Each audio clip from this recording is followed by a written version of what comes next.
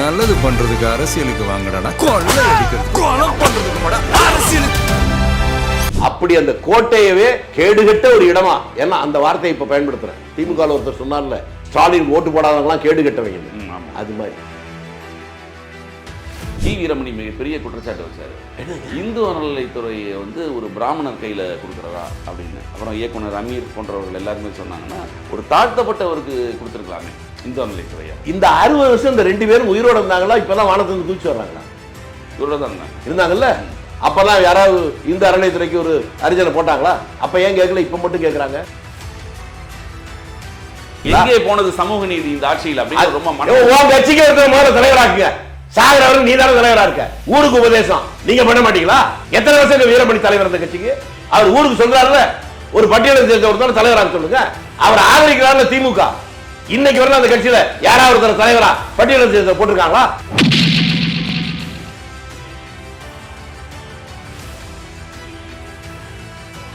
பிரேமலதா விஜயகாந்த் சொன்னாங்க, மிகப்பெரிய ஒரு குதிரை பேரம் நடக்குது. இது அதே பிரேமலதா விஜயகாந்த் தான், தனியா இல்ல, மேடையில உட்கார வச்சுட்டு.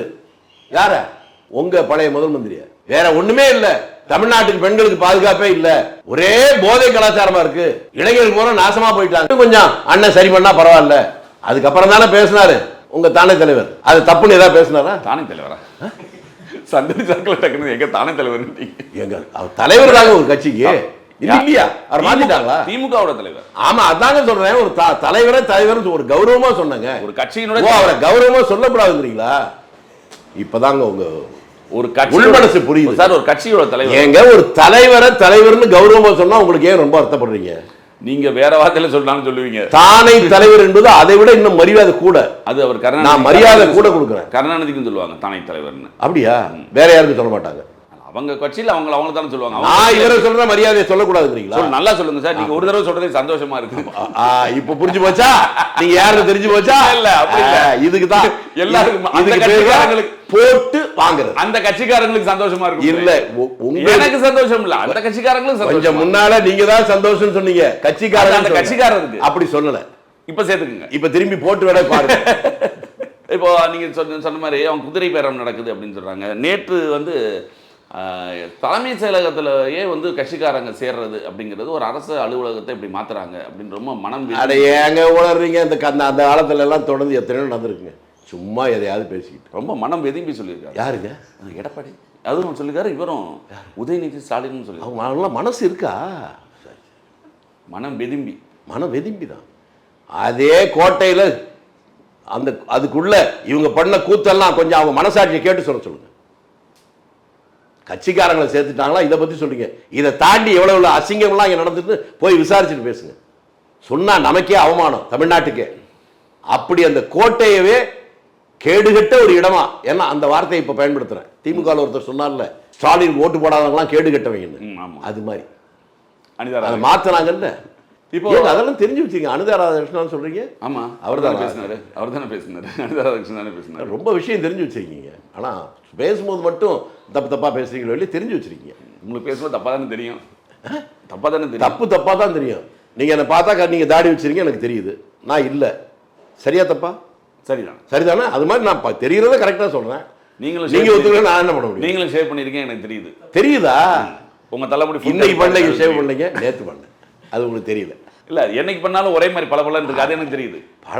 அது பார்வை சரியில்லைன்னு அர்த்தம். இல்ல பார்வை சரியா பண்ணா அது ஒரு மாதிரி இருக்கும். அது உங்களுடைய திறமையை காமிக்குதுன்னு எனக்கு. திறமை இல்லைங்க, உங்க பார்வை குறைபாட காட்டுது. இல்ல, எனக்கு கிளியரா தெரியுது. சரி, இப்போ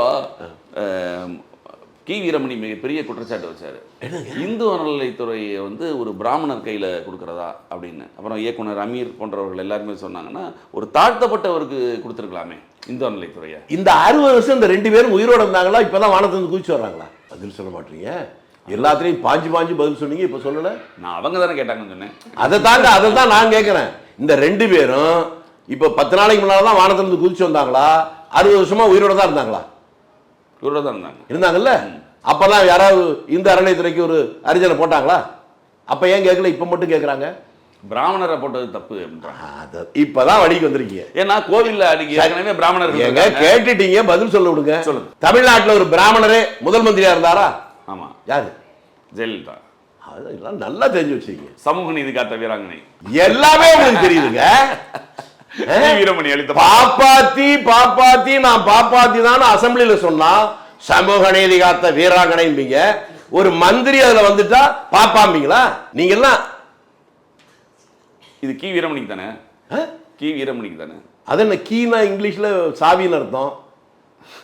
அது ஓசிச்சோர் வீரமணி. ஓசிச்சோர் வீரமணி அவரு 2 மந்திரி வேற பிராமணரா இருக்காங்க. அதை தாங்க நான் சொல்றேன்.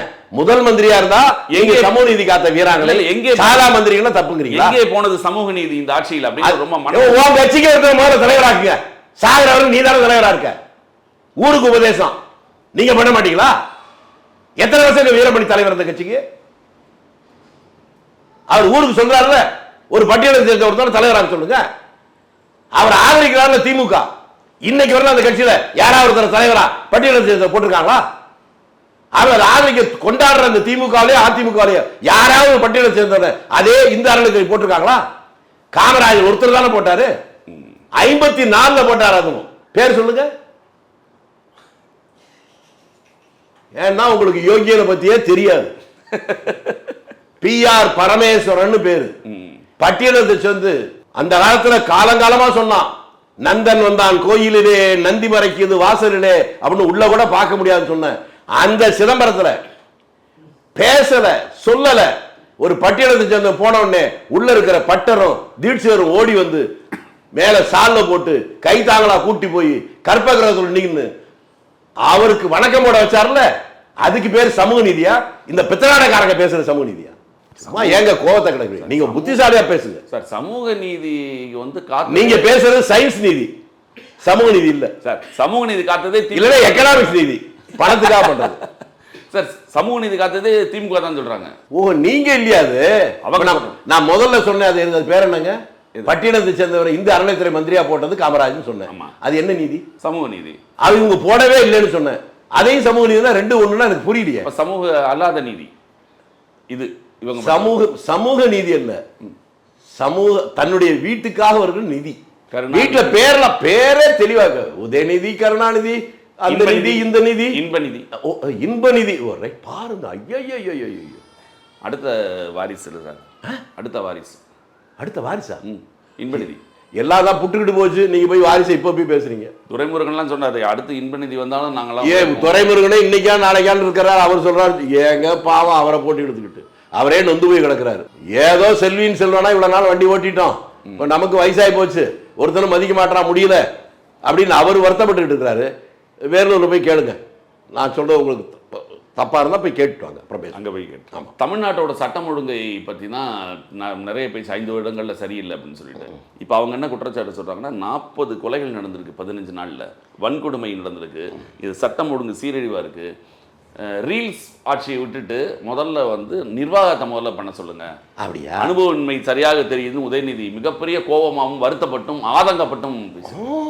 இந்த 2.5 வயசு பொன் குழந்தையை கற்பழிச்சு ஒருத்தன் கொண்டானே, அவன் மேல என்ன நடவடிக்கை எடுத்தீங்க? நான் அடுத்து கேட்கிறேன் உங்களை. உங்க ஆட்சியில கூட இல்ல, இதை சொன்னாதான் உங்களுக்கு நல்லா புரியும். அதிமுக ஆட்சியில தூத்துக்குடியில ஒரு பெரிய துப்பாக்கி சூடு நடந்துச்சா? ஒரு 15 வயசு பெண் குழந்தையுடைய வாயிலே துப்பாக்கி வச்சு ஒரு போலீஸ்காரன் சுட்டானா? அப்ப நீங்க எல்லாம் என்ன சொன்னீங்க? ஐயோ அக்கிரமம், அநியாயம், இப்படி உலகத்தில் நடந்துடா சொன்னீங்களா? உடனே அவங்க உண்மையான கமிஷன் போட்டாங்களா? யாரு? அருணா ஜெகதீசன். இதெல்லாம் தெரியுது இல்ல? அந்த ஜெகதீசனுடைய ரிப்போர்ட் திமுக ஆட்சி வந்தோடனே வந்துச்சு. ஆமா, 4-5 பேர் குற்றவாளிகள் சொல்லுச்சு. அந்த 4-5 பேர் மேல நடவடிக்கை எடுத்திருந்தா நீங்க மனுஷனுக்கு பிறந்தவன். அந்த 4-5 பேருக்கு ப்ரமோஷன் கொடுத்துட்டு நீங்க எல்லாம் இதை பத்தி பேசலாமா? யாரை பத்தி யாருக்கு பேசுறது? உங்க ஆட்சியில தூத்துக்குடியில் நடந்துச்சு. 15 வயசு பொண்ணை கற்பழிச்சான், துண்டு துண்டா வெட்டி போட்டான். போஸ்ட்மார்டம் ரிப்போர்ட்டுக்கு 1 வாரம் ஆகுது. ஒரு பொண்ணுடைய போஸ்ட்மார்டம் ரிப்போர்ட்டுக்கு 1 வாரம் கழிச்சு தான் வருமா. ஆனா 41 பேர் செத்தா ஒரே ராத்திரில போஸ்ட்மார்டம் ரிப்போர்ட் வந்துருமா? கேனப்பய ஊர்ல கிறுக்கு பய நாட்டாமன்னு சொல்ற மாதிரி அதுக்கு அர்த்தம். இவங்க எல்லாம் இதை பத்தி பேசக்கூடாது.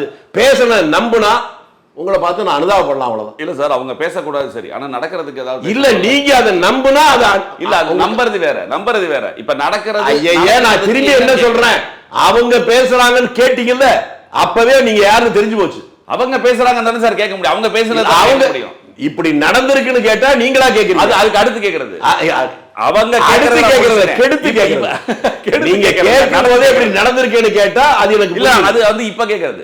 இப்ப என்ன கேக்குறேன், நீங்க அவங்களுக்கு தாங்க கேக்குறேன் சார். நீங்க அதான் நான் கேக்குறேன். முதல்ல ஏன் இப்படி கேக்குற? முதல்ல அவங்க சொன்னதை கேட்டணும், அப்புறம் நான் சொல்றதை கேட்கணும். முதல்ல நீங்க சொல்றத சொல்லுங்க. தெருவில் நாய் பேய் எல்லாம் போகுது, அது லொல்லு குறைக்குதுங்க, கத்துதுங்க கழுத அப்படின்னா சொல்லுவீங்க. அதுக்கப்புறம் இப்ப நான் சொல்றேங்கன்னு சொல்லுவீங்களா? அப்ப உங்க கருத்தை சொல்லுங்க சார். அந்த 3 கருத்தை, நாய் பேய் கருத்தை ஒதுக்கி. ஐயோ, நாய் பேய் இதை சொல்லிட்டா நாய்கள்லாம் மாநாடு போட்டு என்ன எதிர்க்கும்? அவ்வளவு கேவலமான நாட்டலாம் ஆம்பளை கூட சேர்க்கிறீங்க. சரி, இப்ப நடக்கிறதுக்கு 15 நாள் இவ்வளவு தீவிரம் சொல்லிட்டீங்களா? இப்பதான் கையா கேக்குறீங்க.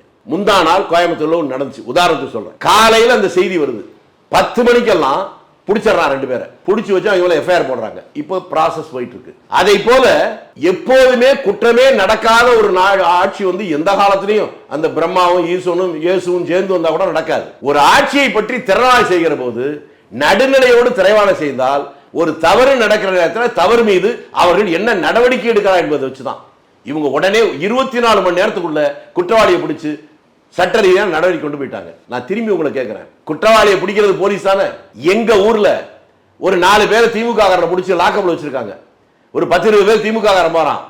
பூரா லேடி எஸ்ஐயும் ஒரு இன்ஸ்பெக்டர் 2 கான்ஸ்டபிள் தான் லேடிஸா இருக்காங்க. அதை உடைக்க போறாங்க. உடைக்க போன தடுக்க வந்த உடனே அந்த லேடி இன்ஸ்பெக்டர் அடிச்சு கீழே தள்ள வீடியோ உங்களுக்கு வேணுமா? இன்னைக்கு வரை நடவடிக்கை எடுத்தாங்களா? இவன் எடுக்கிற நடவடிக்கை எடுக்கிற அவனை போய் குறை சொல்றீங்களே, அப்ப தப்பு உங்ககிட்ட இருக்கு. நடந்ததுக்கு அப்புறம் நடவடிக்கை எடுப்பது அப்படி முன்னால எப்படி வருமுன் காப்பு? ஐயோ, உங்களை ஆண்டவன் கூட திருத்த முடியாது. ஆளாளுக்கு ஒவ்வொரு ஆளுக்கு ஒரு போலீஸ் போட்டா கூட திருத்த முடியுமா? அது நடக்கும். அதே திமுக ஆட்சியிலையும் கேட்பாங்க. அவங்க திமுக ஆட்சியிலையும் அவங்க கேட்கறாங்க. நான் ஐயோ அதான் நான் சொல்றேன். வேற என்ன கேட்கறாங்க? ஏங்க நடக்கிறது எல்லாம் நடக்கும். நடவடிக்கையை நியாயமாக எடுக்கிறார்களா என்பதுதான் பார்க்கணும்னு சொல்லிட்டேன். இவங்க எடுத்திருக்காங்க, அவங்க இன்னைக்கு வரல எடுக்கலன்னு சொல்லிட்டேன். இதுவும் புரியலன்னா புரியாத மாதிரி நீங்க நடிக்கிறீங்கன்னு அர்த்தமே ஒழிய புரியலன்னு அர்த்தம் இல்லை. இங்க பாருங்க, அது இங்க பாப்பாங்க தெரியும் எனக்கு. இப்போ ரீல்ஸ் ஆட்சியா நடக்குது அப்படின்ற மாதிரி ஒரு பேச்சு. உண்மைதாங்க. இப்ப நீங்க இப்ப எடுக்கிறீங்கல்ல, முழுசா போடுற இதை பாக்குறதோட ரீல்ஸா அதிகம் பேர் பாக்குறாங்க. அதை சொல்லியிருப்பாங்க, அதிகம் பேர் பாக்குறாங்க இந்த ஆட்சிங்கிறத. உங்களுக்கு புரியுற மாதிரி ரீல்ஸ் ஆட்சிங்கிறாங்க. ஓ, அதுதான் ரீல்ஸ் ஆட்சி. ஆமா, அது புரியலையா உங்களுக்கு? ஆனா குறைவா கட் பண்ணி எடுக்க வேண்டியிருக்கும். ரீல்ஸ்ல முழுமையா இருக்காது.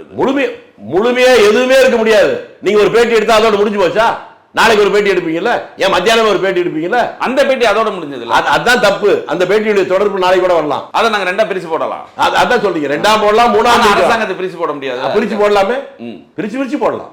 அரசாங்கத்தையும் எதையும் பிரிச்சு போடலாம். அதான் நான் கொஞ்சம் முன்னால என்ன சொன்னேன், துப்பாக்கியில சுட்டு 15 வயசு பொண்ணு குழந்தை வாயில துப்பாக்கி இவன் தான் சுட்டான்னு கமிஷன் ரிப்போர்ட் கொடுத்ததுக்கு அப்புறமும் அவனுக்கு ப்ரமோஷன் கொடுத்தாங்கல்ல, அது பிரிச்சு போடுறதா பிரிக்காம போடுறதா? இப்ப கூட அவங்க நடவடிக்கை எடுக்கலாம்ல, அந்த அருணா ஜெகதீசன் கமிட்டி நடவடிக்கை இவங்க எடுக்கலாம். எங்க நீங்க இல்ல சார், உங்கள்கிட்ட கேட்குறேன், எடுக்கலாமான்னு கேட்குறேன். நீங்க எங்க இருந்து வரீங்க எனக்கு புரியல.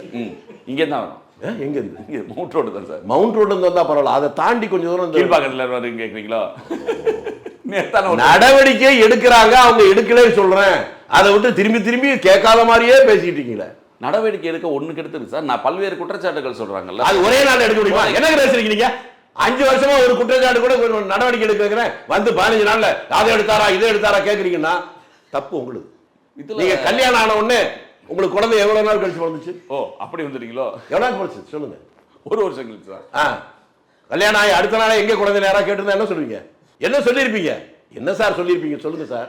யாராவது நேற்று கல்யாணம் ஆச்சு இன்னும் குழந்தை பார்க்கலான்னு கேட்கறான், என்ன சொல்லியிருப்பீங்க? ரொம்ப அறிவாளிடான்னு சொல்லியிருப்பேன். இப்ப அது மாதிரி உங்களையும் அறிவாளின்னு சொல்ல கரெக்டா சொல்லிட்டு 15 நாள் அப்படின்னு நம்ம காலவாசம் கொடுக்கலாம். 15 நாள் மட்டும் போதும். அதெல்லாம் கிடையாது. நீங்க பேசுறது இது நடுநிலையான விமர்சனம் அல்ல. நடவடிக்கை எடுக்கிறார்களா இல்லையா என்பதுதான் முக்கியமே ஒழிய 10 நாளா 15 நாளா 20 நாளா என்பதல்ல. இவர்கள் நடவடிக்கை எடுக்கிறாங்க. முதலமைச்சர் தெளிவா சொல்லிட்டார், சட்டம் ஒழுங்கு பிரச்சனையில் சமரசம் என்கின்ற பேச்சுக்கே இடம் கிடையாது. என் கட்சிக்காரனே தவறு செய்தாலும் அவர்கள் மீது நான் நடவடிக்கை எடுப்பேன். முன்னால அவங்க சொன்னாங்களா? உங்க தானே தலைவர் சொன்னாரா? எங்க தானே தலைவர் சார் சந்தரிச்சாங்களா? என்ன எங்க தானே தலைவர், எங்க தானே தலைவர்? ஒரு கட்சியோட தானே தலைவர். சரி, அப்படியே வச்சுங்க. சொன்னாரான்னு கேக்குறேன். அப்படி வச்சாலுமே அதான் அத சொன்னாரா? சொன்னாரு, சொல்லல.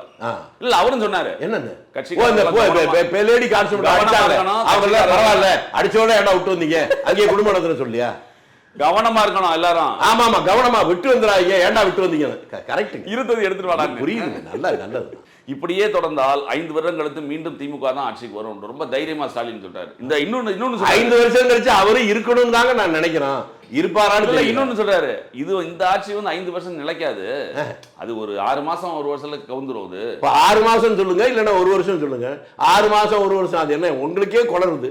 அதை போய் நீங்க நம்புறீங்கன்னா என்ன பண்றது? நம்பல சார், கேட்கறேன் உங்ககிட்ட. அதான் கேட்டுட்டீங்கல்ல, அதான் நான் சொல்றேன்.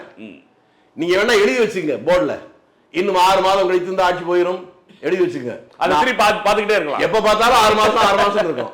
அதுதான் கூட்டணி ஆட்சி என்பது தமிழகத்துக்கு ஒத்து வராது அப்படின்னு மாதிரி இவங்க எல்லாம் பேசிட்டு இருந்தாங்க. ஆனா முதல் முறையாக திமுகவும் சரி அதிமுகவும் சரி நடைமுறையில் இல்லாமலே இருந்தது. அதை முறித்து இப்பொழுது எப்பொருள் யார் யார் வாய் கேட்பினும் அப்பொருள் மெய்ப்பொருள் காண்பது அறிவு. அந்த குரலை கொஞ்சம் வீட்டில் எடுத்து மாட்டீங்க. தமிழ்நாடு கூட்டணி சர்க்காருக்கு ஒத்து வராதுன்னு சொல்லிக்கிறாங்கிறீங்களே.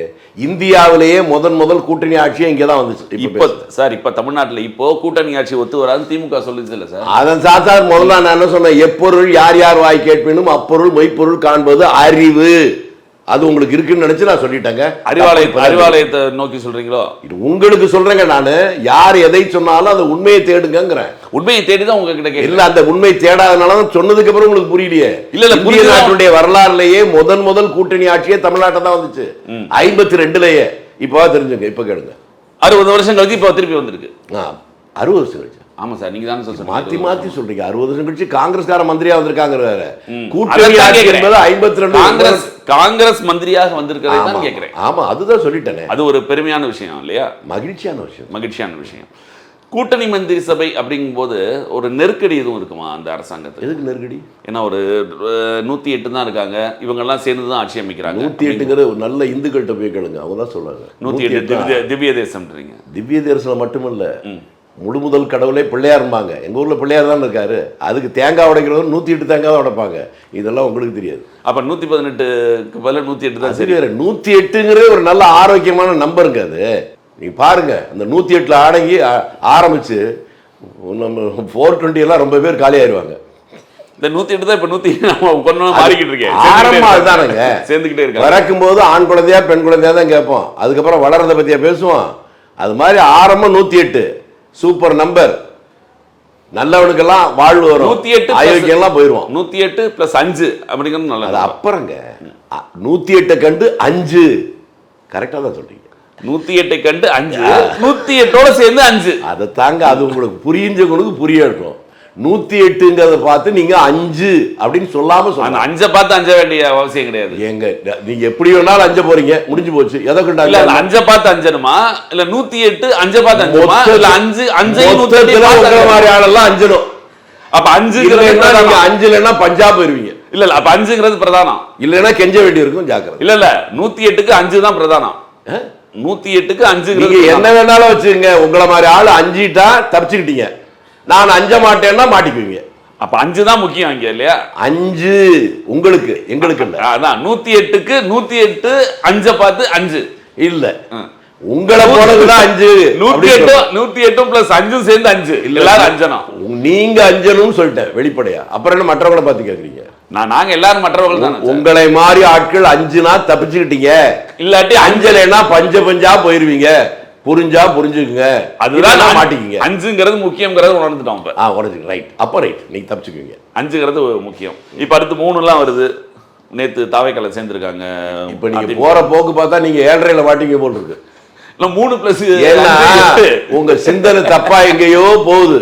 7.5 ஆரம்பிக்குதுன்னு நினைக்கிறேன். உதயநிதி ரொம்ப வருத்தப்பட்டு சொல்லியிருக்காரு. 7.5ன்னு சொன்ன உடனே உதயநிதிக்கிறீங்க. ரொம்ப சூட்சமமான ஆளுங்க நீங்க. 7.5 பயங்கரமான ஆளுங்க. 7.5களை பார்த்து 5ஆதவன் உதயநிதின்றார் அவரு. எங்க நான் 7.5ன்னு சொன்ன உடனே உதயநிதின்னு சொன்னீங்கன்னா உங்க அடி மனசுல என்ன இருக்குன்னு எனக்கு புரிஞ்சு போச்சுங்க.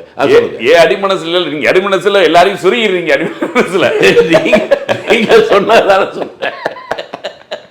உதயநிதி ரொம்ப வருத்தப்பட்டு சொல்றாரு ஒரு மேடையில. ஏங்க என்ன அடிக்கடி துபாய் ரொம்ப தூரமா இருக்கு காங்கிரஸ்? ஏங்க ரொம்ப வருத்தப்படுறாருங்களே, துபாய் ரொம்ப தூரமா இருக்கு, அடிக்கடி போக முடியலங்கிறாரா?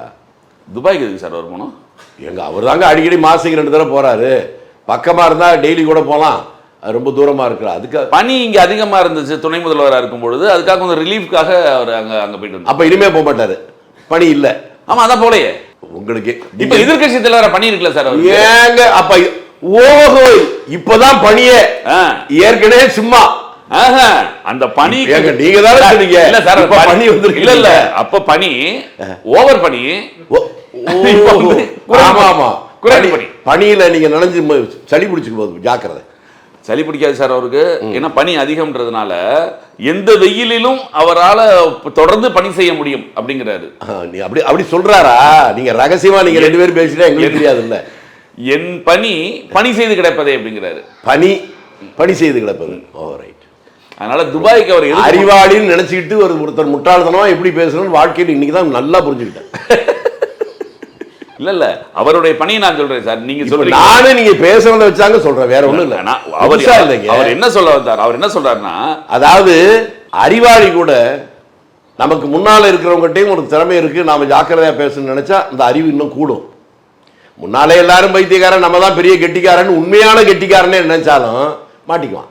நீங்க கெட்டிக்காரன் தான் எனக்கு தெரியுது, அந்த நினைப்பு தான். பாதி உங்கள்கிட்ட கடன் வாங்கிறேன் வழி இல்லாம, ஏன்னா எதிர்த்தாப்புல இருக்கிற சக்தி இப்படி அடிக்குது. ஓ நீங்க வாலியா? எதிரில் வர்றவங்கள பாதி வாங்கிக்கிறது. நீங்க வாலி இல்ல, போலி. போலி இல்ல சார், போலி சாப்பிடுறதுக்கே போலி கிடையாது. நீங்க போலி சொல்றீங்க, நான் போலி கிடையாது. போலியா கூட, இனிப்பான போலியா கூட இருப்போம் நாங்க. தேங்காய் போலியா பருப்பு போலியா? ஏதோ ஒரு போலி உங்களுக்கு இனிப்பா இருக்கா இல்லையா? நான் போலின்னு நீங்க இந்த உண்மை உங்களை சுடுது, அதனால தவிக்கிறீங்க. நீங்க திமுக சொன்னோடனே உங்களுக்கு உண்மைலாம் நீங்க அழுகிறது புரியுதுங்க, சிரிச்சுக்கிட்டே அழுகிறீங்க தெரியுதுங்க. இல்ல சார், திமுக சொன்னோடனே உங்களுக்கு அது உண்மை அப்படின்ற மாதிரி தெரியுது. திமுக என்னன்னு உலகத்துக்கே தெரியும். உண்மையா அவங்க சொல்றாங்க சார். அப்படின்னா என்னங்க அது? மக்கள் நம்மள நிராகரிக்கல, மக்கள் நிராகரிக்கல. காங்கிரஸ் போன்றவர்கள் நம்ம முதுகில் குத்துனாங்க, உதயநிதி சொல்ற உதய குத்துனாரு. இனி எந்த காலத்திலும் காங்கிரஸோடு உறவு கிடையாது. ரைட், நல்ல முடிவு. இனி எந்த காலத்திலையும் காங்கிரஸ் கூட்டம் அடுத்த ஆள் பஞ்சாயத்து தலைவரை கூட வர முடியாது. உதயநிதி எழுதி வச்சுங்க. காங்கிரஸ் அவர் என்ன சொல்றாரு? காங்கிரஸ் நம்ம ஓட்டை வாங்கி காங்கிரஸ் ஜெயிச்சிச்சு. ஏங்க அவங்க ஓட்டை வாங்கி தான் நாங்க ஜெயிச்சோம் இல்ல? அவங்க ஓட்டை வாங்கி அவங்க அப்பட ஜெயிக்க வைக்க முடியல. தோல்விங்கிறது இயற்கை சார். தோல்விங்கிறது ஏங்க அப்படி சொன்னா அப்படி சொல்றீங்க, இப்படி சொன்னா இப்படி. நல்லா தானே இருக்கீங்க, நிதானமா இருக்கீங்களா? புரியுதா?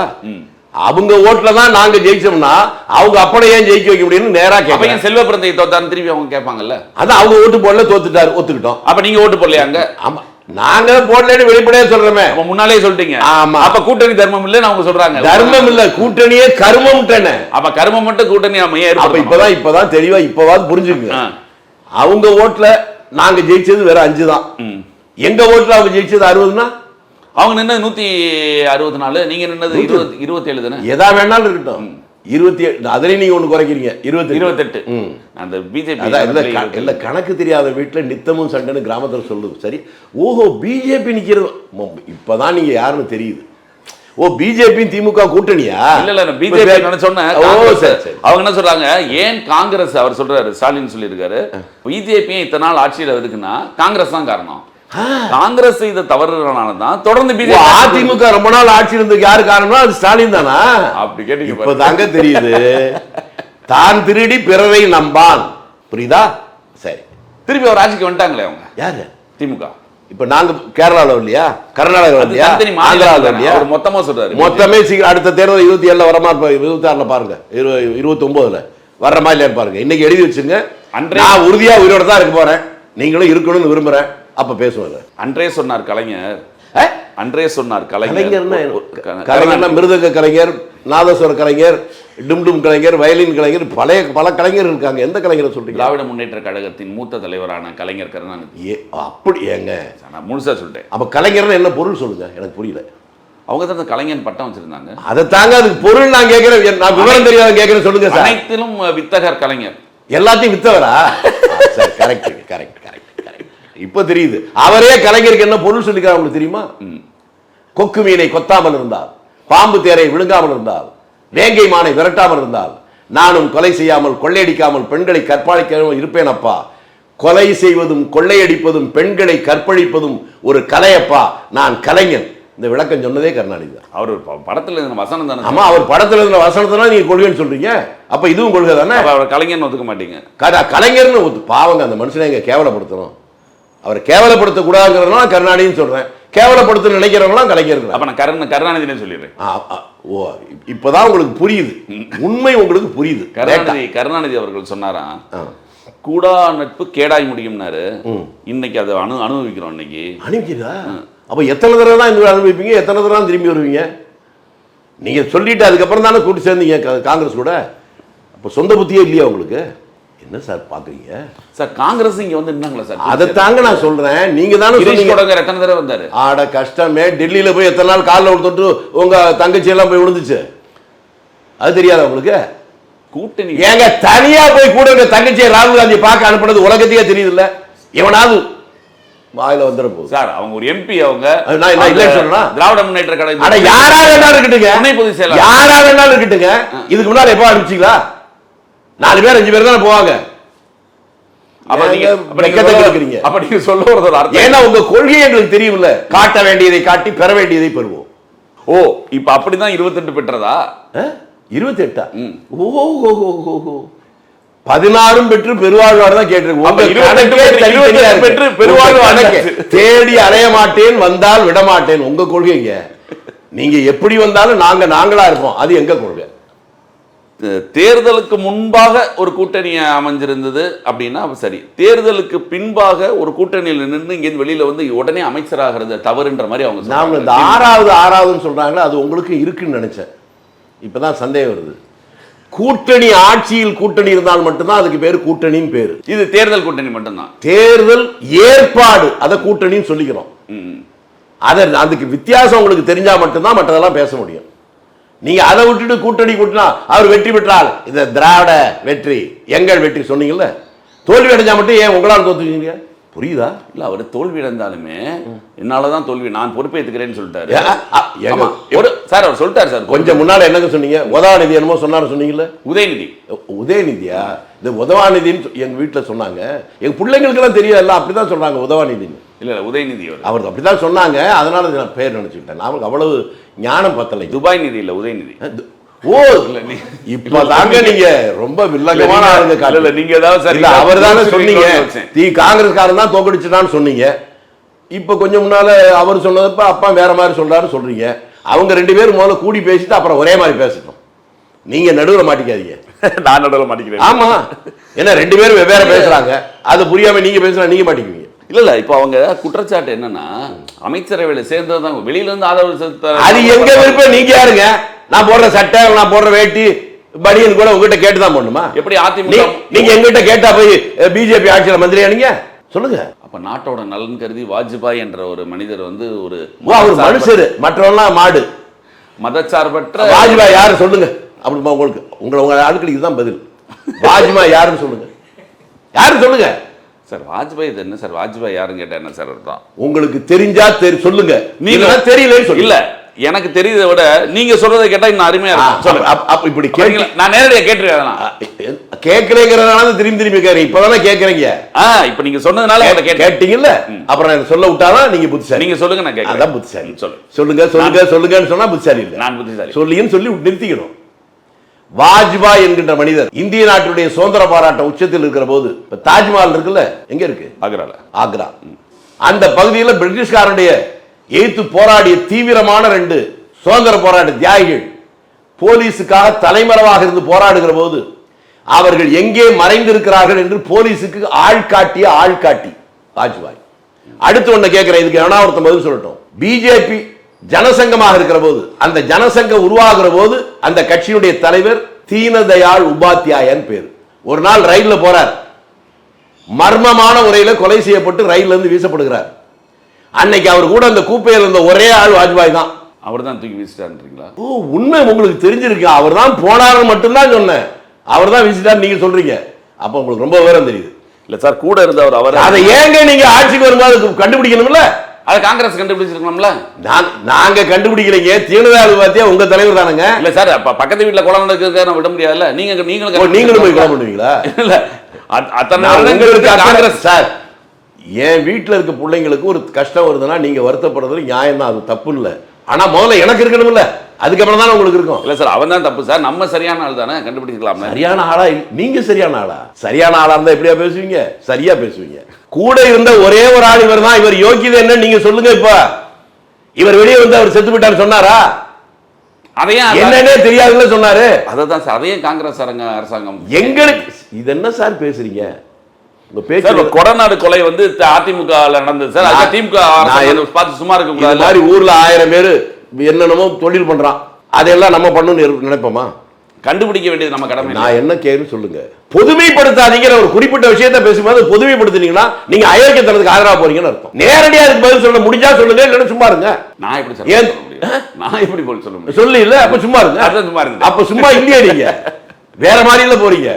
சரி, உங்களுக்கு தெரிய புரியுற மாதிரி ஒன்று கேட்கிறேன். இவங்க எப்படின்னு கோபாலசாமி என்ன சொன்னாருங்க இவரை பத்தி, உங்க கருணாநிதியை பத்தி? எங்க கருணாநிதியா? ஆமா, எங்க கருணாநிதி நீங்க பேச்சு வாக்குறது? எங்க இப்ப கொஞ்சம் முன்னால நான் இனிமே கலைஞர்னு சொல்ல மாட்டேன், கருணாநிதி தான் சொல்லுவேன்னு சொன்னீங்கல்ல. இல்ல இல்ல, அதுக்குள்ள மாத்தி மாத்தி என்ன சார்? திமுக நாளைக்கு ஒரு தடவை மாறினாலும் தலைவர் 4 தடவை மாறி. எங்க கருணாநிதி நான் திமுக கார மாதிரி ஆயிருப்போது இல்லைங்க. நம்ம ஆளு இல்லைங்களா? நம்ம ஊர்ல முதல் மந்திரியா இருந்தாரு. அப்படி சொல்றேன். நம்ம கருணாநிதி சொல்லுங்க, அது கூட தப்பு இல்ல. அது கிடையாது. நீங்க அது இல்லைன்னு சொன்னீங்க கொஞ்சம் முன்னால. இல்ல நம்ம கருணாநிதி, நம்ம ஸ்டாலின், நம்ம உதயநிதி. இல்ல இல்லங்கிறியே, என்ன ஒரே குழப்பமா இருக்கு. இல்ல சார், நம்ம கருணாநிதி, நம்ம உதயநிதி, நம்ம ஸ்டாலின் மாதிரி. நம்ம நயன்தாரா, நம்ம நிவேதா, நம்ம பாத்திமா பாபு, நிறைய சொல்லலாம். சார், ஸ்டாலின் சொன்னா உடனே பாத்திமா பாபுன்றீங்க, உதயநிதி நிவேதிதான்றீங்க. நான் அப்படி சொல்லவே இல்லையே, நான் வரிசையா தான் பேர் சொன்னேன். ஒவ்வொருத்தருக்கும் ஒரு கனெக்ஷன் நீங்க தான் கொடுத்தீங்க. இப்போ இல்ல வயசு கரெக்ட் தானே? நான் சொல்லவே வயசுக்கு ஏத்த மாதிரி நான் சொல்றேன். அப்ப நீங்க வயசு சைஸ் எல்லாம் உங்களுக்கு புரியுதுங்க, எனக்கு புரியாதுங்க. அது நான் கிராமத்துக்கார, எனக்கு புரியாது. நீங்க விவரம் தெரிஞ்சவர் சொல்றீங்க. இப்படி ஒரு அறியா மனிதரை தமிழ்நாடு இது வரைக்கும் பார்த்ததே இல்லை சார். உங்களை தான் பார்க்க தெரியாது. நான் உங்களை பார்த்து கேட்கிறேன், 70 ஆண்டுகளுக்கு முன்னால தமிழ்நாட்டில் அப்படி ஒரு கலாச்சாரம் எங்கேயே கிடையாது. கணவனும் மனைவி இருக்கிறது, மனைவி பேரை போட்டு கணவன் பேரை பின்னால் போடுவாங்க. ஆனால் கணவன் தன் பேருக்கு பின்னால் மனைவி பேரையும் தொடர்ந்து போடுறவர் தான் எங்கள் ஊரில் குடித்தலையில் ஒருத்தர் இருந்தார். அவர் பேர் இளமுருகு. அவர் பேரை சொல்லும்போது உங்கள் பேர் என்ன? இளமுருகு பொற்செல்விம்பார். அவர் மனைவி பேர் தான் பொற்செல்வி. அந்த அம்மாவிட்ட கேட்டால் நான் பொற்செல்வி இளமுருகுன்னு சொல்லுவாங்க. அந்த ஊரில் வேணா போய் கேட்டுங்க. அவங்க கடைசி காலத்தில் அந்த அம்மா சாக போகிற நேரத்தில் உங்கள் ஸ்டாலினை கூப்பிட்டு, நம்ம ஸ்டாலின், உங்க ஸ்டாலின் அவர் முதல்வர் நமக்கு நான் சொல்ல மாட்டேன். ஏன்னா அது பல காரணம் இருக்குல்ல. நீங்க ஒத்துக்கிட்டீங்கன்னா, இல்லைன்னா நீங்க விட்டுறணும். கூப்பிட்டு அவங்க இருந்த ஒரே ஒரு வீட்டை ஸ்டாலின் பேர்ல எழுதி வச்சு செத்து போயிட்டாங்க. எதுக்குன்னு மட்டும் கொஞ்சம் கேட்க சொல்லுங்க. யார்கிட்ட சார் நம்ம கேட்க? நீங்க தான் பெரிய மேதையாச்சேங்க. மேதையில உங்கள்கிட்ட தான் கேட்க முடியும். என்னன்னு கேட்டு சொல்லுங்க சார். கேள்விகளை கேட்க மட்டும் தான் எனக்கு தெரியும். அது பக்கத்துல அப்படியே கரூர் வாசுகி முருகேசன் ஒரு மாவட்ட செயலாளர் இருந்தாங்க. மாவட்ட செயலாளர் அவர் இப்படி வந்தாரு. அதுக்கப்புறம் என்ன நடந்துச்சு? ஒரு நாள் ஏன்னு கோவுன்னு அழுதாங்க அந்த அம்மா. அதெல்லாம் கொஞ்சம் கேட்டு சொல்லுங்க. இதெல்லாம் நீங்க கேட்டு சொன்னா தான் நாங்களும் கொஞ்சம் தெளிவாகும். யார் நீங்க? ஆமா, ரொம்ப அப்பாவியா இருக்கீங்க சார். உங்களை நாங்க அப்படி தெளிவாக்காம விட மாட்டோம். இல்ல, நீங்க ஏற்கனவே அடப்பாவின்னு சொல்ற இடத்துல தான் இருக்கீங்க. புரியுது. நீங்க அப்பாவி, நாங்க அடப்பாவியா? அப்படிதாங்க நீங்க பேச்சு இருக்கு. நீங்க மறைக்கிறதுக்கு என்னதான் சிரிச்சாலும் அதை தாண்டி உங்களுக்குள்ள சோகம் தெரியுது எனக்கு. அது நான் தான் அப்பாவி. அடப்பாவிங்க. அதை எடுத்தோம்னா அப்பாவி நீ இல்லையே. அடப்பாவின்னு தெளிவா சொல்லிட்டேன். வித்தியாசமே இல்லை. அதை மறைக்கிறதுக்கு என்னென்னமோ முயற்சி பண்ணீங்க. சிரிச்சு பாக்குறீங்க, கதறி பாக்குறீங்க. அதை தாண்டி சோகம் கண்ணுல தெரியுது, உதட்டுல தெரியுது, உள்ளத்துல இருக்கிறதும் தெரியுது. தூய சக்தி தாவேகா என்ன சொல்றீங்களா? தாவேகா தூய சக்தின்னு சொன்னோடனே என்னதான் சொல்றீங்களா சார்? ஒரு நிமிஷத்துல கொஞ்சம் இல்ல, நீங்க என்றைக்குமே தூய சக்தி தான். ரைட்டா? இப்ப அதுல எந்த மாற்று கருத்தும் கிடையாது. என்ன கொஞ்சம் அப்பாவியான தூய சக்தி. அப்பாவியான இல்ல, நாங்க அடப்பாவியா இல்லைங்கிறனால தான் யாரும் என்ன வாசுகி முருகேசன் போய் கேட்க சொல்ற அளவுக்கு அப்பாவியான தூய சக்தி. எங்க ஊர்ல மாவட்ட செயலாளர் இருந்ததுங்க. எனக்கு தெரியாது. இல்லை, அதனால உங்களுக்கு தெரியலங்க. எனக்கு தெரிஞ்சதுனால சொல்றேன். தெரியலன்றதுக்கு அப்புறம் நீங்க அதுக்கு ஒரு உள்நோக்கம் கற்பிச்சிங்கன்னா நான் என்ன பண்ண முடியும்? அதெல்லாம் ஒரு பெரிய, அவங்களாம் பெரியவங்க. அவங்கள பத்தி நீங்க தெரிஞ்சுக்கிறது நல்லதுன்னு சொன்னேன். செந்தில் பாலாஜி அப்பா இருந்தார்ல சார் முன்னால. செந்தில் பாலாஜி அப்பா? செந்தில் பாலாஜி அப்பா கட்சியில் இருந்தார். அப்பா யாருன்னு எனக்கு தெரியலையேங்க. கட்சியில் இருந்தாங்க. அவர் கட்சியில் இருந்தானா? யார் இருந்தா? என்ன கட்சியில? திமுக ஆரம்ப காலத்தில். ஏங்க ஏதாவது வளர்றதுக்கு ஒரு எல்லை வேணாமா சார்? அவர் தான் சார் சொல்லியிருக்காரு, நாங்க ஆரம்ப காலத்தில். அவர் என்னென்னமோ சொல்லுவாரு. அவர் அரசியலுக்கு வந்ததே 2000க்கு அப்புறம் தான். நீங்க அப்பா இருந்தாரு, தாத்தா இருந்தாரு, பாட்டன் தான் காந்தி கூட சேர்ந்து சபர்மதி ஆஸ்பத்திரி. அவரை சொல்றீங்களா? ஏங்க உங்களை மாதிரி ஆளு தாங்க ஊரையே கெடுக்குறீங்க. நல்லவனை பத்தி பேசவே மாட்டீங்க. அயோக்கியனை உத்தம மாதிரி காட்டுவீங்க. கரூர்ல அத்தனை வேலைகளையும் முடிச்சுட்டு கோயம்புத்தூருக்கு போனார். அதான் முடிச்சுட்டாருங்க கரூர்ல. கோயம்புத்தூர்ல போய் 3 தொகுதியை ஜெயிக்க வச்சிருக்காரு, பெருமையா சொல்றாரு. கரெக்டா சொல்றீங்க தான், கரூர்ல சுத்தமா முடிச்சிட்டாருன்னு சொல்லிட்டீங்கல்ல, அதை நான் ஒத்துக்கிட்டேன். நான் இல்லைன்னு சொன்னாலும் நீங்க மறுக்கணும். முடிச்சிட்டாரு, முடிச்சிட்டு அங்க போயிட்டாரு. நீங்க சொன்னதாங்க, நான் நீங்க சொல்றத ஒத்துக்கிட்டாலும் கோச்சுக்கிறீங்க, ஒத்துக்கலைனாலும் கோச்சுக்கிறீங்க. என்ன பண்றது சார்? அந்த தூய சக்தி தீய சக்தி பத்தி ஒரு சின்ன கேள்வி. ஓ, தூய சக்தி கிட்ட தீய சக்தி கேக்குதா? தூய சக்தி நீங்க தானே கொஞ்சம் முன்னால என்ன தூய சக்தி, அது நீங்க. அப்ப நானும் தூய சக்தி. அப்ப தூய சக்தி தீய சக்தி அப்படின்னீங்கல்ல, அதனால 2 பேரும் சொல்றீங்கன்னு நினைச்சேன். தூய சக்தி இன்னொரு தீய சக்தி அப்படின்னு அவர் சொன்ன தூய சக்தி சொன்ன தீய சக்தி அப்படி இப்பதானங்க விவரம் சொல்றீங்க. தூய சக்தி முன்னால உண்மையை சொல்லிட்டீங்க, தன்னை தூய சமாளிக்கிறீங்க. இல்ல சார், இப்ப தன்னை தூய சக்தி என்று சொல்லி கொண்டவங்க தன்னை தூய சக்தின்னு சொல்லிக்கிற. ஆமா சார், தாவேகா தூய சக்தி. மற்றவங்க எல்லாம் சொல்றாங்க அவங்க தூய சக்தின்னு. சார் அவரே சொன்னார் சார். அவர் வந்து திமுக தீய சக்தின்னு சொன்ன உடனே முன்னால இருக்க தொண்டர்கள்லாம் நீங்க தூய சக்தின்னு சத்துனாங்க. அவரே சொல்லிக்கல. அவங்க சொன்னதுக்கு அப்புறம் அவர் நீங்க சொல்லிட்டீங்க, அதுக்கப்புறம் ஒத்துக்கணும்ல. அல்ல, அப்படி திமுக அதிமுக திமுக வந்து தீய சக்தி, அதிமுக வந்து ஊழல் கட்சி அப்படின்னு சொன்னாங்க. இப்போ அதிமுக கொஞ்சம் முன்னால செந்தில் பாலாஜியை பத்தி ஆகா ஓங்க நீங்க. அந்த செந்தில் பாலாஜியை கரூர்ல 5 வருஷத்துக்கு முன்னால இதே உங்க ஸ்டாலின் என்ன பேசினாரு? தமிழ்நாட்டுடைய வரலாறுலயே இப்படி ஒரு மோசமான ஊழல்வாதி இல்லைன்னு சொன்னாரா?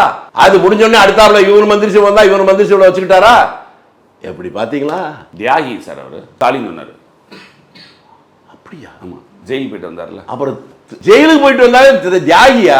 எனக்கு தெரியலங்க. நல்ல வேளை ஆட்டோ சங்கர் செத்து போயிட்டான், இருந்தா அவனே தியாகி ஆயிப்பாரு. அமைச்சர் பதவியை விட்டு இழந்து ஜெயில் போயிட்டு வந்தார்ல மக்களுக்காக அவர் தான் சொன்னாரு அப்படின்னு மக்கள் நினைக்கிறேன். நான் மக்கள் ஓ, மக்கள் இல்ல மக்கள் நினைக்கணும்ன்றீங்க. மக்கள் தான் நினைப்பாங்க. ஸ்டாலின் பெருமையா சொன்னாரு. அவர் வந்து அப்ப அவரை யாருன்னு உடனே மக்கள் தான் நினைக்கணும்னு உடனே நீங்க சொல்றீங்க பாருங்க. அப்பா உங்க மனசுக்குள்ள எவ்வளவு கள்ளம் இருக்கு. மக்கள் தான் நினைப்பாங்கன்னு சொன்ன உடனே ஸ்டாலின் ஸ்டாலின் முன்னாலேயே சொல்லிட்டாரு. நீங்க அவரையும் சேர்ந்து தான் சொல்றீங்கன்னு தெரியுது, எனக்கு புரியுது. எங்க நான் சொன்ன உடனே அந்த பேரை மட்டும் தானே நீங்க சொன்னீங்க. ஐயோ, அப்ப உங்க அடிமனசுக்கு உண்மை வெளியே வருது இல்ல? இல்ல உண்மை சார். இப்ப நான் என்ன அதிமுகல இருந்து இப்ப தாவேகாக்கெல்லாம் வராங்க. அப்படிங்கும்போது ஏற்கனவே ஊழல் கட்சி அப்படின்னு அதிமுக சொன்னது, இப்ப இவங்கெல்லாம் வந்தாங்களா, தாவேகாவோட கலர் மாறாதா? அதாவது உங்களுக்கு என்ன தெரியல, பாம்பு கிட்ட இருந்தா விஷம் வருது, அது விஷம் நச்சு அப்படின்னு சொல்றீங்க. அதுல இருந்தே பல வியாதிக்கு மருந்து எடுக்கிறாங்க. தெரியுமா உங்களுக்கு? தெரியுமா தெரியாதா? எடுக்கிறாங்க. உங்க மெட்ராஸ்ல அடையாறுல பாம்பு பண்ண எதுக்கு வச்சிருக்காங்க? அதுல இருந்து அந்த நச்சை எடுத்து அதுல இருந்து மருந்து தயார் பண்றாங்க. அது எதுவுமே முழுமையா எதுவும் கிடையாது. அந்த மாதிரி அந்த நச்சிலிருந்து இந்த வியாதிக்கு மருந்து எடுக்கிறதுக்கான பயன்படுவதை போல இவர்களையும் பயன்படுத்தலாம். நச்சு எடுத்துட்டு அந்த பாம்பு என்ன பண்ணுவாங்க சார்? பாம்பு அப்படியே தான் இருக்கும். அடிக்கடி மட்டும் எடுத்துட்டு பாம்பு நச்சை மட்டும் உங்களுக்கு ஒண்ணுமே தெரியாதுங்க. இல்ல தெரியாது. நீங்க துபாய்க்கு ஒரு தடவை போயிட்டு வந்தா அப்ப திரும்பி போகவே மாட்டீங்க. இல்ல சார், பாம்பு எடுத்துட்டு பாம்பு அடிச்சிருவாங்களான்னு கேக்குறேன். இல்லைங்க, அதுதாங்க ஒரு தடவை துபாய் போயிட்டு வந்து அப்படி கொண்டுட்டு வந்துருவீங்களா நான் கேக்குறேன். திரும்பி போறீங்க நீங்க துபாய் பிளைட் விட்டாங்க, நீங்க விட மாட்டீங்க போடுங்க சார் துபாய. ஐயா, அவர் பாய் இல்லைங்க, அவர் ஏதோ விடுமுறைக்கு போனாரு பாவம். விடுமுறை வேற எந்த ஊருக்குமே கரூர் சம்பவம் நடக்கும்போது துபாயில இருந்து முத நாள் போனவர் மார்னிங் ஃபிளைட் பிடிச்சி வந்து இங்க வந்து அழுதுட்டு அடுத்த ஃபிளைட் பிடிச்சிட்டு நடவடிக்கை எல்லாம் எடுத்துட்டு அடுத்த ஃபிளைட் பிடிச்சி துபாய் கிட்டாரு. உண்மையிலே எல்லாம் இல்லாத ஒரு பெரிய திறமை உங்ககிட்ட இருக்குங்க. மோசமான ஒரு பெரிய படுகொலை அப்படின்னு நினைச்சு வந்துட்டு அடுத்த நிமிஷமே திரும்பி துபாய் போனா எவ்வளவு பெரிய முக்கியமான வேலைக்கு இருக்கும். நடவடிக்கை எடுக்க சொல்லிட்டாரு. நடவடிக்கை எல்லாம் கரெக்டா எடுங்கன்னு சொல்லிட்டு அதை தாங்க சொல்றேன். அவ்வளவு சோகத்துல வந்து உடனே திரும்பி துபாய்க்கு போறாருன்னா இதை விட ரொம்ப முக்கியமான அதுக்கு என்ன வார்த்தை போடலாம்? விஷயம் போடலாமா, வேலைன்னு போடலாமா, என்ன போடலாம்? உங்களுக்கு எது பிடிக்குதோ அதை போட்டுங்க. நீங்க எது சொல்றீங்களோ அதை நாங்க போட்டு. இல்ல நீங்க உங்க விருப்பம். பாவம் துபாய்க்கு போனது ரொம்ப இதுவா சொல்றீங்க. அவர் பணின்னு ஆமாமா. இப்போ உங்களை வேற மாதிரி பார்க்க வேண்டியிருக்கும். இப்ப நீங்க தான் ஏற்பாடா? ஐயோ, பின்ன என்ன அர்த்தம் பாவங்கிறீங்க? என்னதான் நினைக்கிறீங்க நீங்க? சார் அவர் வந்து பணி நியமா பண்ணேன்னு சொல்றாரு சார். அவரு அதைத்தான் சொல்றேன். என்ன பணி சொல்லுங்க? 6 லட்சம் கோடி கடன் வாங்கல, எதுக்குடா மூலதனம் போட்டீங்கன்னா இன்னைக்கு வரணும் சொல்லல. அது மாதிரிதான் இதுவும். ஆனா எல்லார பத்தியும் பேசுவீங்க. நீங்க எதிர்த்தா உங்களை பத்தியும் இவரை தெரியாதா? 1999 ஒரு லாட்ஜ்ல பிடிபட்டாரு அப்படின்னு கூட சொல்லுவாங்க. யாரு சார்? உங்களை நீங்க எதிர்த்தீங்கன்னா சொல்லுவாங்க. நல்ல வேலை நான் எதிர்க்கல. இதுக்கு பாத்தீங்களா? எதிர்த்த இப்ப எங்க பாடெல்லாம் புரியுதா உங்களுக்கு? உங்களை நீங்கள பாடு இல்ல, நீங்களா பாடம் எங்களுக்கு. இந்த மாதிரி அவங்களை எதிர்த்தா இப்படி எல்லாம் பேசுவாங்க. ஆனா அதுல முழுக்க முழுக்க ஊறி போன அவங்க தான் இப்படி பேச முடியும். மஞ்ச காமால பிடிச்சவங்க கண்ணுக்கு பூரா மஞ்சளாதான் தெரியும். இந்த ஒழுக்கக்கேடு அது என்னங்க, அதுல ஒரு நியாயம் இருக்குங்க. அவங்க வழிகாட்டி வந்து பெரியார். உனக்கு உணர்வு வந்தால் பக்கத்துல அக்காவோ தங்கச்சியோ எதை பத்தியும் கவலைப்படாத, உணர்ச்சியை தீர்க்கிறதா முக்கியம். திருமணம் கடந்த உறவு அது ஒன்றும் தப்பு இல்லை அவர் சொன்னார். அவருடைய தலைவர் பேரறிஞர் பெருந்தகை அவர் என்ன சொன்னார்? நான் தேடி அலைய மாட்டேன், வந்தால் விட மாட்டேன். கரெக்ட். அதிமுகவை தாவேகா வந்து உடைக்குது அப்படின்னு எடப்பாடி பழனிசாமி குற்றம் சாட்டுறாரு. குதிரை பேரம் காட்டி ஆட்களை இழுக்கிறாங்க. இது என்ன ஒரு தூய சக்தியா, இது ஒரு தூய அரசா அப்படின்னு எடப்பாடி பழனிசாமி ரொம்ப மனம் விரும்பி கேட்கிறாரு. இதே மாதிரி தான் ஏற்கனவே அவரை பார்த்து மற்றவங்க கேட்டு இருந்தாங்க. இவ்வளவு பேர் உங்களோட சீனியர் இருக்கும்போது குறுக்க போந்து ஒரு அம்மையார் மூலமா நீங்க முதல் மந்திரி வந்தீங்க, குறுக்கு வழி இல்லையா அப்படிலாம் கேட்டாங்க. அவரும் சொல்றாங்க, ஒரு விவசாயி, நான் வந்து அடிமட்ட லெவல்ல இருந்து வந்து பரமடிச்சு ஏர் உழுது வரப்பு வெட்டி அப்படி வந்தவர். மெதுவா கொஞ்சம் தவழ்ந்தார், அவ்வளவுதான். மெதுவா அது வேகமா கூட தவறு இல்லையா? உங்கள்கிட்ட தெரிஞ்சுக்க வேண்டிய விஷயம் நிறைய இருக்குங்க. வேகமா தவழ்ந்தா கீழே விழுந்துட்டாங்க. சசிகலா உங்க ஆளு இழுத்தா ஏங்க போறா அதை சொல்லுங்க. நீங்க சரியா இருந்தா போவானா? அப்ப உங்ககிட்ட கோளார வச்சுக்கிட்டு அவங்க இழுக்கிறாங்கன்னு சொல்றீங்க. திமுக இருந்து யாரும் போல நினைக்கிறீங்களா? போய் ஊர்ல போய் பாருங்க. இன்னும் எம்எல்ஏக்கள் மட்டும் போகல, அவ்வளவுதான். ரொம்ப சீக்கிரமா போவாங்க. இப்ப நான் சொல்றத குறிச்சு வச்சுங்க. அதிக நாள்ல ஒரு மாசத்துக்குள்ள பாருங்க. திமுக சேர்ந்தவங்களும் திமுக எம்எல்ஏ இருக்கிறாளே போறானா இல்லையான்னு மட்டும் பாருங்க. அது ஒரு ஆரோக்கியமான அரசியல் இல்லைன்னு சொல்றாங்க இவங்க. அவங்க ஜெயிச்சு வந்து ஒரு எம்எல்ஏவா இருக்கிறவங்க அதுதான் ராஜினாமா பண்ணிட்டு திரும்பி போவாங்க. அப்படி சொல்லி இவங்க மாதிரி அதிமுக சேர்ந்த பேர் பண்ற மாதிரி நேர்மையாளர்கள் அப்படித்தானே போவாங்க. ஓ, அதிமுக சேர்ந்த 3 பேர் நேர்மையாளர்கள் தான். அதுல நேர்மையாளர்கள் தானுங்க. முத்துக்குள்ளதான் முத்து எங்க இருக்கு? சிப்பிக்குள்ள இருக்கு. சிப்பிக்கு நீங்க கேவலப்படுத்துறீங்க, உள்ள முத்து இருக்குல்ல. அது மாதிரி தப்பான இடத்துல சில நல்லவர்கள் இருப்பாங்கல்ல, அது ஒத்துங்க சார். மிக்க நன்றி சார். தமிழகத்தின் அரசியல் சூழல் மற்றும் திராவிட முன்னேற்ற கழகத்தினுடைய பழைய ஆட்சி, தாவேகாவோட புதிய காங்கிரஸ் கூட்டணி ஆட்சின்னு சொல்லணும்னு எதிர்பார்த்தேன், நீங்க சொல்லல. பலமா சொல்றோம் சார். தாவேகா காங்கிரஸ், தமிழ்நாடு காங்கிரசும் தாவேகாவும் கூட்டணி அமைத்திருக்கு. இந்த கூட்டணி அரசாங்கம் இப்ப தாங்க என்கிட்ட வாழ்த்து வாங்குறீங்க. மிகப்பெரிய வெற்றியடைய வாழ்த்துக்கள். உங்களுடைய கடைசியாக இந்த நேர்மையா பேசுறீங்க பாருங்க, அதை வாழ்த்துகிறேன், வணங்குகிறேன். நன்றி, வணக்கம்.